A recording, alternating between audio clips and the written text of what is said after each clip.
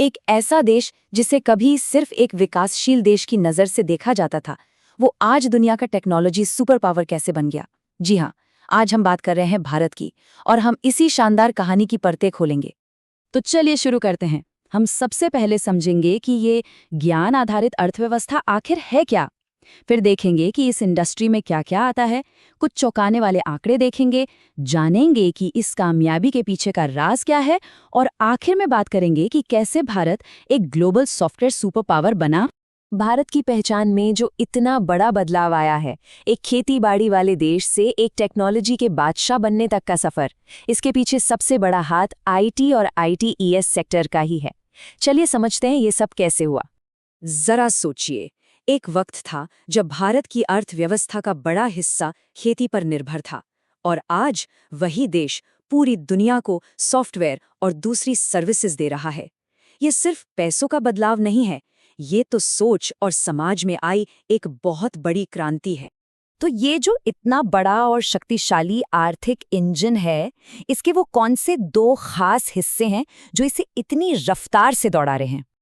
देखिए, इसके दो मेन पिलर हैं। पहला तो है आईटी सर्विसेज, मतलब सॉफ्टवेयर बनाना, उसे मैनेज करना, ये सब। और दूसरा है बिजनेस प्रोसेस आउटसोर्सिंग, जिसे हम शॉर्ट में बीपीओ कहते हैं। इसमें कस्टमर सपोर्ट, डेटा एंट्री जैसी सर्विसेज आती हैं। अच्छा, बातें तो बहुत हो गई। अब जरा नंबर्स पर आते हैं, क्योंकि असल कहानी तो आंकड़े ही बताते हैं कि ये इंडस्ट्री असल में कितनी बड़ी और पावरफुल है। नास्कॉम के मुताबिक भारत का IT BPO sector 180 Arab dollar से भी ज्यादा का हो चुका है। ये रकम इतनी बड़ी है कि आप सोच भी नहीं सकते। और कमाल की बात यह है कि ये हर साल 13% से भी ज्यादा की रफ्तार से बढ़ रहा है।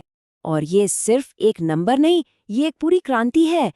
देखिए, 1998 में देश की जीडीपी में आईटी का हिस्सा सिर्फ 1.2% था, और 2022 तक आते आते ये बढ़कर 7.4% हो गया। मतलब एक छोटे से पौधे से एक विशाल पेड़ बनने जैसा सफर है ये। इसमें सबसे मजेदार बात पता है क्या है? इस इंडस्ट्री की ज्यादातर कमाई एक्सपोर्ट से होती है, मतलब विदेशों से 65% से भी ज्यादा। इसका सीधा सा मतलब ये है कि भारत अपनी टेक्नोलॉजी सर्विसेज पूरी दुनिया को बेच रहा है, और इसी वजह से ये एक ग्लोबल पावर बन पाया है।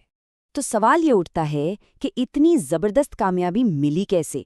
क्या ये सिर्फ किस्मत का खेल था, या इसके पीछे कोई सॉलिड प्लान था? नहीं, ये किस्मत नहीं थी। इसके पीछे कई ठोस वजहें हैं।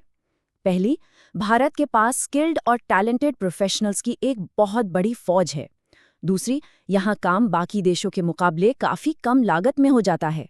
और तीसरी, भारत ने पूरी दुनिया में अपनी एक पहचान बना ली है कि अगर आउटसोर्सिंग करनी है तो भारत से बेहतर कोई जगह नहीं।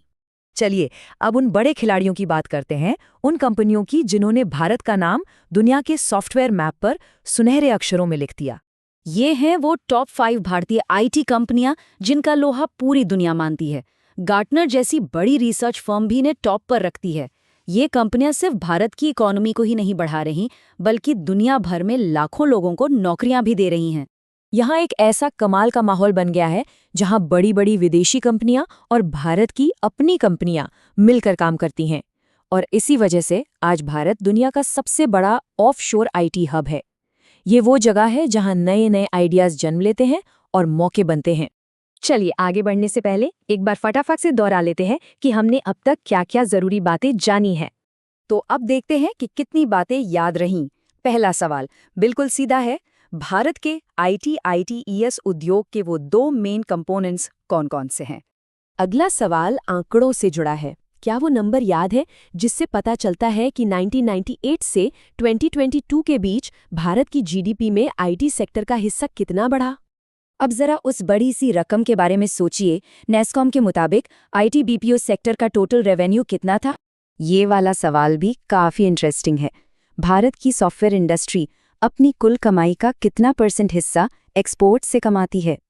चलिए, अब कुछ नाम याद करते हैं। गार्टनर की लिस्ट में जो टॉप 5 भारतीय आईटी कंपनियां हैं, उनमें से किसी 3 के नाम बता सकते हैं? उस खास शब्द को क्या कहते हैं जब कोई कंपनी अपना कोई काम किसी दूसरी कंपनी से करवाती है? हमने इस पर बात की थी। सोचकर बताइए, वो एक सबसे बड़ी वजह क्या है जिसके कारण दुनिया भर की कंपनियां आउटसोर्सिंग के लिए भारत को चुनती हैं? ये सवाल थोड़ा मुश्किल हो सकता है। भारत जो सॉफ्टवेयर एक्सपोर्ट करता है, उसमें 80% से ज्यादा रेवेन्यू किस तरह की सर्विसेज से आता है? आईटीईएस इंडस्ट्री ने भारत के किस एक बड़े इकोनॉमिक सेक्टर की ग्रोथ को लीड किया है? और ये है हमारा आखिरी सवाल। आईटी सेक्टर की इस शानदार कामयाबी ने दुनिया में भारत को किस तरह की इकोनॉमी की नई पहचान दी है?